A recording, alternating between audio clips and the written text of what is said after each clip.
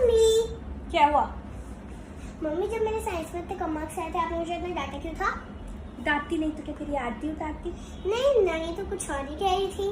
तूने नानी को फोन किया था? हाँ, क्या कह रही थी तेरी नानी? नानी कह रही थी कि आपके तो 1.5 मार्क्स आए थे साइंस में फालतू बात कर रही है तेरी नानी। और मैथ्स में 0।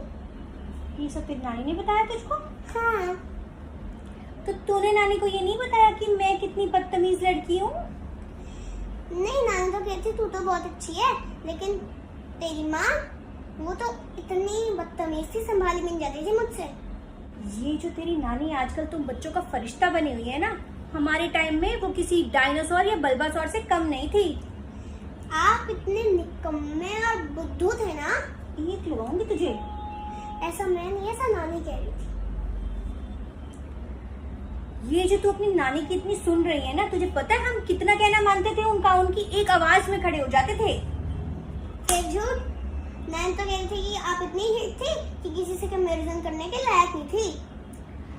ये जो तू इतना बोल रही है ना अपनी औकात से बाहर जाकर, हम लोगों में इतनी हिम्मत नहीं होती थी कि अपने माँ बाप के आगे इतना बोल सकें। औकात से याद आया, नानी कह रही थी मेरे बच्चों की 2 कौड़े की औकात नहीं थी।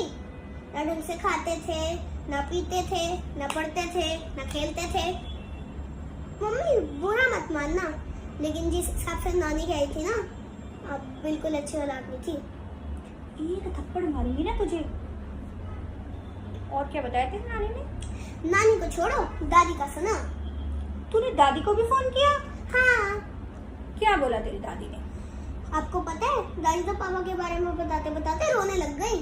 अच्छा, वो बता रही थी कि दादा कैसे उनको मारते मारते पीटीएम से बाहर लेके आते थे, और एक बार तो पापा ने अपने टेस्ट कॉपी भी छुपा ली थी।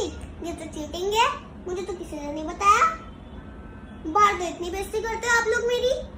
यहाँ नानी से पूछे तो वो कहती है मेरी औलाद निकम्मी है, दादी से पूछे तो वो भी कहती है मेरी औलाद निकम्मी है।